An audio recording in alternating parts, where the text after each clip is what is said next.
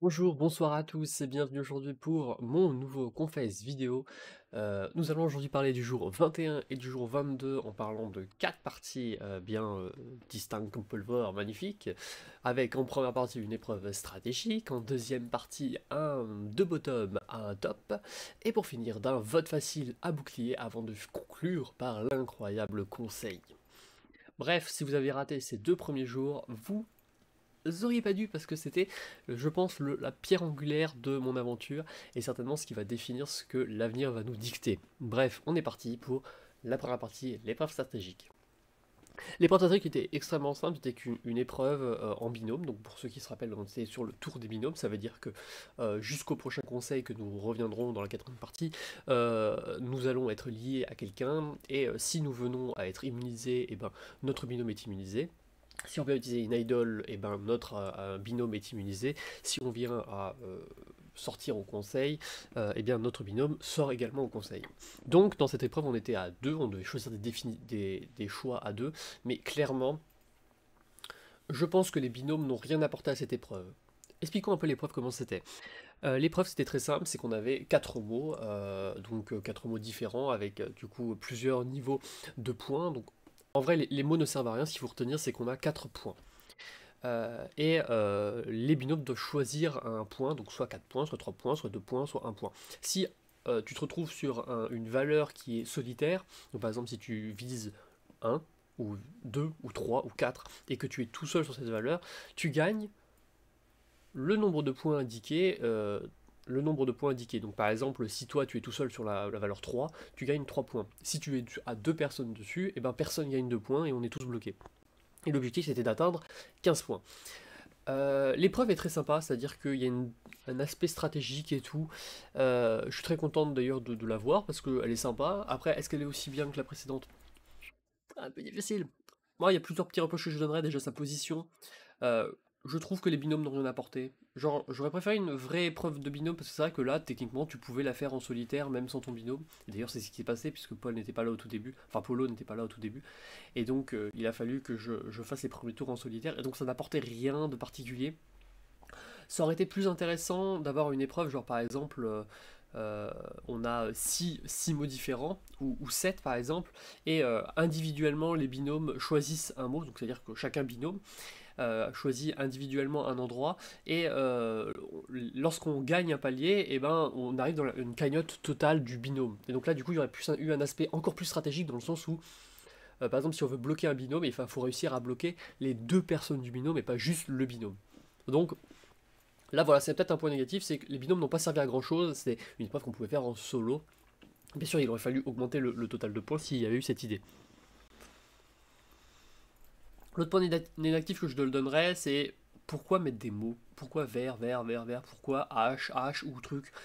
Mettez directement les points, ils n'ont rien apporté les mots, genre il faut faire H, H, truc, machin.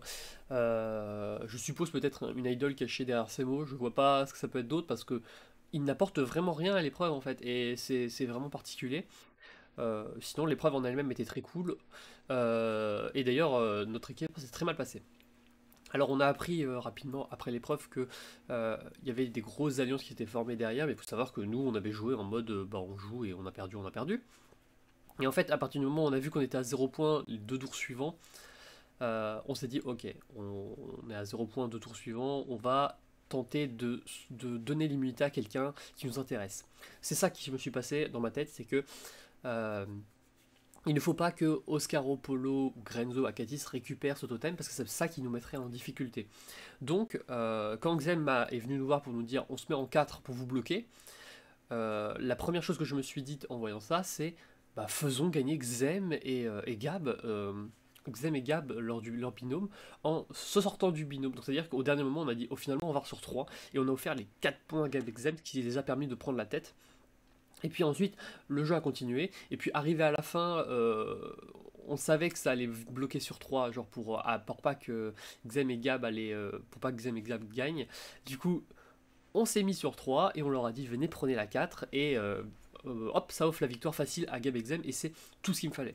Cette épreuve-là, c'était pas l'objectif de gagner. Pour moi, c'est clair que j'aurais adoré gagner, parce que voilà, c'est conseil, les binômes c'est toujours pire, mais comme j'avais une idole en poche, j'avais pas peur de perdre en fait. Donc il faut aller assurer absolument le totem au bon endroit. C'est pour cette raison que nous avons dirigé Gabexem vers la victoire. En tout cas sur les quelques moves qu'on a pu faire avec eux, parce que sinon le reste ils ont géré. Mais ils étaient très avantagés dans le sens où ils avaient pas mal de vocales, alors que moi, étant en position bottom, j'avais pas non plus énormément de vocales. Genre j'avais quelques retours de certaines personnes. Même malgré l'élimination de Folien, je reste quand même bottom sur ce tour-là. Vous allez voir, ça va peut-être changer. Et, le deuxième partie est assez explicite à ça. Et donc du coup, ça a permis de diriger de nouveaux votes. Maintenant, on passe à la deuxième partie. Car la deuxième partie est très importante, puisque ce tour était très particulier. Car pour la première fois de l'aventure, il y avait moyen de totalement faire turn le jeu, de totalement redistribuer définitivement les cartes de l'aventure. Le premier point important à noter, c'est que les binômes étaient bien répartis. C'est-à-dire que on avait, enfin au début, quand je les ai vus, je me suis dit, ils sont vachement bien répartis. J'ai deux alliés, Samito, Hugo dans un binôme. J'ai deux alliés, Xem, Gab dans un autre binôme. Il y a moi avec Polo, c'est-à-dire que Polo c'est quelqu'un que je suis pas, j'ai pas de mauvais termes. Donc ils sont très bien répartis, et j'ai deux duos où j'ai moins de bons termes. Genre, parmi les quatre qui restent, il y a peut-être Akatis encore où j'ai encore pas une mauvaise relation, mais on parle pas quoi. Donc voilà, c'est un peu, faut choisir. Et donc du coup, on a longuement réfléchi de qu'est-ce qu'on allait faire. Et en fait, Samito est venu me voir, il m'a dit, ah ok, mec, j'ai envie de faire un move, j'ai envie d'éliminer Grenzo, il est dangereux et tout, est-ce que tu me suis? Moi je lui ai dit, ouais, je te suis complètement, moi ça me va. Moi ça me va parce que dans tous les cas, je suis en danger et tout. Et en fait, au fur et à mesure des discussions avec Hugo qui vient et tout, avec Hugo avec qui je commence à discuter, qui me présente aussi le plan, je suis en mode, euh, mon totem c'est le dernier à jouer, il serait peut-être grand temps de l'utiliser. Et je me dis, vu ce qu'ils veulent faire, autant leur dire directement que j'ai un totem. Je suis pas, pour moi, dire un totem ou dire qu'on a une idole ou un collier, c'est pas forcément une bonne idée dans le sens où euh, ça peut se retourner contre nous. Là, pour le coup, les personnes avec qui j'ai parlé de ça, donc dans un premier temps Samito puis Hugo, c'est des personnes qui voulaient absolument éliminer quelqu'un, et donc il fallait qu'ils jouent avec. Et donc, étant donné que c'était mon dernier tour pour le jouer, je ne pouvais que l'utiliser pour m'éclater et pour leur annoncer, afin de déjà leur enlever la pression, d'éviter qu'ils fassent un split de vote qui pourrait être contre nous. Ça permet de maintenir tout le monde sur un vote unique, Grenzo, et créer la surprise avec Oscaro, parce qu'on finalement on n'aurait pas éliminé Oscaro et Pong. C'était, je pense, le move parfait. Et la preuve, c'est qu'on a maintenu cette stratégie ensemble, on l'a, comment dire... et quand Xem est arrivé et il nous a dit ok, moi j'aimerais bien vous suivre parce que je fais plus confiance à Gab et tout, à ce moment-là on s'est dit ok, on va du coup, je vais également lui dire à Xem, parce que Xem était parti pour oui, je vais tenter de faire turn le vote de Gab et tout, mais il faut savoir que si les bulletins n'étaient pas sur moi, il y avait des risques que ça soit sur Hugo Samito, soit sur Pongo. Alors Pongo ça ne nous dérange pas, mais je doute très fortement que les votes se soient tournés sur Pongoscaro vu Gab. Donc on a préféré assurer le coup, et j'ai dit clairement à Xem, j'ai mon idol, afin d'éviter qu'on split les votes, et afin de créer, de vraiment maintenir un gros bloc sur Grenzo et éviter les splits. Tout en gardant la surprise, puisque ça reste un blindside. Je vais modifier un truc. Par contre, c'est que je vais mettre la troisième ligne ici. Parce qu'on va parler du conseil avant de parler de la deuxième je me rends compte. Du coup, voilà, c'était le plan initial. On va essayer de parler d'un petit truc supplémentaire dans la deuxième partie. On va parler également de Gab. Gab m'avait sauvé au tour précédent, faisait partie de mes sauveurs du tour précédent. Et je lui faisais plus ou moins confiance, c'est-à-dire qu'il semblait vouloir m'avancer et tout, mais j'ai appris de Hugo que Gab, en fait, il me fait pas vraiment confiance. Et je crois que c'est même. Est-ce que c'est Hugo ou que c'est Xem? Je ne sais plus. En tout cas, l'un des deux m'a dit qu'en fait, Gab me faisait pas tellement confiance que ça parce que on n'avait jamais voté ensemble et tout. Et finalement, Gab semblait être vachement proche de quelqu'un d'autre. En fait, ce qui m'a beaucoup surpris, c'est que euh, Gab voulait absolument éliminer Pong. Ok, il y a des raisons. Et là, sur ce tour-là, on avait un duo Oscaro-Pong. Genre, c'est tellement parfait comme duo pour les éliminer. Genre, let's go, éclatons-nous, faisons ça. Et en fait, soudainement, il ne voulait plus voter Pong et Oscaro. Je me suis dit, mais qu'est-ce que c'est que ce bazar en fait? Pourquoi faire ça en fait? Pourquoi me sauver, avoir une opportunité de vote et ne pas voter? Et en fait, ce qui s'est passé, c'est extrêmement simple. C'est que direct, dès que j'ai vu ça, je me suis dit, ok, il est en alliance avec Oscaro. Je ne vois pas d'autre solution en fait. Et on va en parler un peu après. Il va se révéler que ça va certainement être le cas. Et donc du coup, obligatoirement, Gab étant plus proche d'Oscaro que de Xem, c'est ça qui a permis à Xem de nous venir. Et c'est là qui a créé un peu l'élément déclencheur. Dans tous les cas, je pense qu'on gagnait le conseil. Mais il est évident que le fait que Xem soit venu vers nous sera plus simple pour la suite de l'aventure, puisqu'on pourra avancer plus facilement ensemble. Passons du conseil. Du coup, le conseil se passe clairement, on parle un peu tous ensemble, blablabla, et on démarre les trucs. J'annonce la sortie de mon idol. Mais je fais pas je fais une annonce très particulière, car je fais un truc, un bluff. J'adore les bluffs. C'est comme mon deuxième bluff, hein. Je dis, j'aimerais beaucoup me venger de certaines personnes, dont Oscaro. C'est pour cette raison que je décide de jouer mon idol. Pourquoi avoir dit ça comme ça à l'oral? C'est tout simplement pour rassurer Grenzo, parce que dans le plan initial, c'était Grenzo qui était visé, et on avait peur que si je jouais à une idol, quelqu'un d'autre ait peur et joue une idol. Et Grenzo s'est cru en sécurité, et si en effet il avait une idol, il en a peut-être pas. Et du coup, il a été éjecté de ce conseil avec 5 voix contre 5 voix, puisque mes 5 voix étaient. Puisque toutes les voix ont été tournées sur moi, les 5 autres, et comme j'avais une idol, j'étais protégé. C'est un move parfait. Je ne peux. Je pense que tout est parfait. Je dirais pas que c'est le meilleur move, parce que c'est pas à moi de le juger. Parce que je pense que vous, spectateurs, vous allez certainement voir la totalité du move. Il y a peut-être encore des moves qui vont arriver. Et c'est vous qui allez décider de quel est le meilleur move. Est-ce que c'est le tège de Folien? Est-ce que c'est vraiment le tège de Folien? Est-ce que c'est le tège mon tège? Est-ce que c'est le tège de Keizo? Est-ce que c'est le tège de... Je sais pas. C'est vous qui allez décider. Moi, en tout cas, sur les 5 ORG que j'ai faites, ce move est, à mon avis, le plus ouf. C'est le meilleur que j'ai fait. Euh, je suis trop choqué que ça soit passé et je suis trop contente d'avoir eu des alliés aussi confiants de moi et je suis très contente d'avoir dit mon idol et qu'il ne l'ait pas diffusé. Parce qu'il est évident que j'ai dit mon idol, c'était pas un bon move et je suis consciente, mais ça a sécurisé absolument que ceux qui étaient vraiment avec nous n'allaient pas split les votes. Au final, tous les membres qui ont voté Grenzo savaient pour l'idol. Alors bien évidemment, lors du conseil, il y en a certains qui ont fait croire « Oh, Samito, oh, surprise, surprise !» Parce que voilà, forcément, Samito faisait croire qu'il me votait. Et ça a été le cas aussi pour Zem, je crois. Mais tout le monde le savait. Il y avait que moi c'est moi qui l'avais dit à tout le monde. Et il y avait que ceux d'en face qui ne le savaient pas. Et, euh, et c'était un move de génie.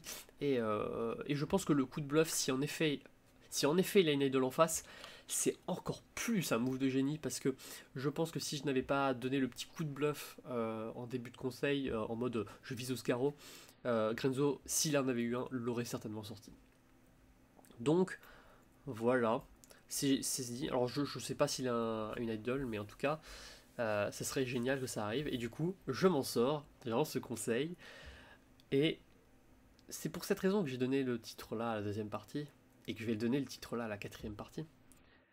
Puisqu'on passe à la quatrième partie. Puisque je suis passé de vote facile à bouclier. Et là, il y a une énorme différence. Parce que faut bien se rendre compte d'un truc. Être un vote facile, c'est pas une bonne position. Ça veut dire que tu es vraiment full bottom et que tout le monde peut te voter facilement pour passer un tour. Sur le papier, c'est ça. C'est-à-dire que si quelqu'un veut passer un tour facilement, il a qu'à dire à tout le monde euh, de faire un vote sur moi et, euh, et ça, je deviens le vote facile, c'est-à-dire une personne éliminée facilement pour passer un tour. Sauf que maintenant, c'est plus le cas. C'est-à-dire que, étant donné que j'ai fait un move, que Samito force pour dire que c'est moi qui ai créé le plan et tout, eh bien je deviens bouclier, et pas bouclier de n'importe qui, puisque je deviens bouclier de Samito, et ça me m'arrange absolument pas. C'est une bonne position bouclier, parce que, en vrai c'est déjà une meilleure position que bottom, que vote facile, euh, ça veut dire que t'es positionné dans les tops des joueurs, et plus en bottom. C'est-à-dire que t'as repris contrôle de ton jeu, et ça c'est énorme, vu comment c'était il y a deux conseils où personne venait me parler, où j'étais bottom de chez bottom et que les gens, quand ils venaient me voir pour me donner une information, j'étais en mode oh mon dieu, enfin une information. Là, passer bouclier, passer top, c'est absurde. Vraiment, j'hésite pas à le dire, mais j'ai un parcours absolument insane. Commencer mon aventure avec un vote plutôt cool, ensuite me faire trahir pour être éliminé, revenir dans l'aventure, être full top bottom pour finalement créer le meilleur move pour passer top. J'ai certainement un parcours absolument insane. Et en tout cas, moi, si je le vois comme ça, c'est un parcours absolument insane. Maintenant, la position de bouclier est mauvaise dans le sens où les votes vont être encore toujours tournés vers moi parce que voilà, je suis bouclier, c'est-à-dire que les gens me visent parce que je suis un vise. Je peux être visé plus facilement parmi ceux qui sont au top. Par exemple, prenons un exemple très simple, Gab était un peu Gab était très stratège, il avait en bouclier Xen. Grenzo était très stratège, il avait en bouclier Samito, c'est-à-dire des personnes que on pointe plus facilement du doigt que la personne qui est derrière. Et là, c'est mon cas, par exemple, là, on le voit déjà avec le jour 23, mais j'en parle pas, je vais pas beaucoup en parler, euh, où Oscaro décide de viser non pas Samito, non pas Xen, non pas personne, c'est moi qui vise. Parce que je suis plus dangereuse et donc je suis plus visible de tout le monde et donc je suis un vote plus facilement visable parce que je suis position bouclier. Et voilà.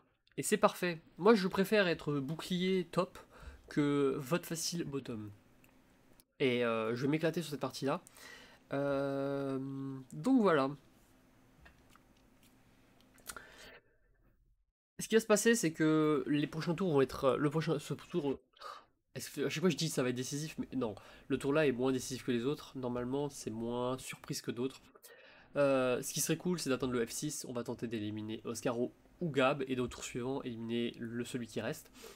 Ce deux personnes qui sont dangereuses. Oscaro joue déjà à double jeu en disant blablabla sur l'un, blablabla sur l'autre.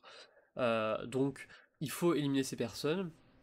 Ça va être un objectif. En tout cas, l'aventure enchaîne, cette fois-ci différemment pour moi. J'espère que vous adorez mon jeu. Voilà. Sachez que si je passe le prochain conseil, je bats tous mes records, c'est-à-dire d'ORG. Là, j'ai déjà battu mon record du plus de votes en une ORG, puisque je suis à 14, non, à 15 du coup.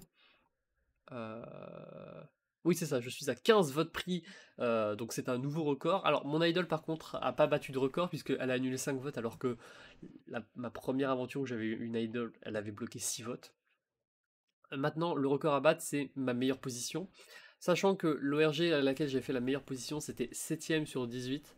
Là, je suis 8ème sur 20, donc si je passe ce conseil, deviens 7ème sur 20, et donc je bats mon record. Donc, let's go, hein, tant qu'on y est, battons les records. Par contre, ce qui est clair, c'est que je n'arriverai jamais à battre mes records d'épreuve. Si en solo, je peux battre mes records d'épreuve. Puisque techniquement, j'ai une victoire en solo c'est ça mon record, c'est une victoire en solo, et je crois que c'est détenu par 3 saisons sur toutes celles que j'ai faites. Et donc là, j'en ai actuellement une, puisque j'ai gagné l'île des morts. Donc, techniquement, si je venais à gagner une épreuve d'immunité, et ben, je serais à 2 victoires en solo, et ça serait un nouveau record à nouveau. Donc voilà, mais bon, ça va être dur. En tout cas, merci énormément de me suivre, j'espère que ça vous a plu. N'hésitez pas à poser des questions auprès des hosts, et je répondrai. Et concernant la trust list, elle sortira dans le jour 23 certainement. Et j'en parlerai certainement lors du prochain Confesse vidéo. Voilà, merci à tous de m'avoir suivi, et on se retrouve du coup pour le jour 23 et jour 24. Et sinon, bah, portez-vous bien. C'était l'Ange Louchi pour vous servir. À la prochaine.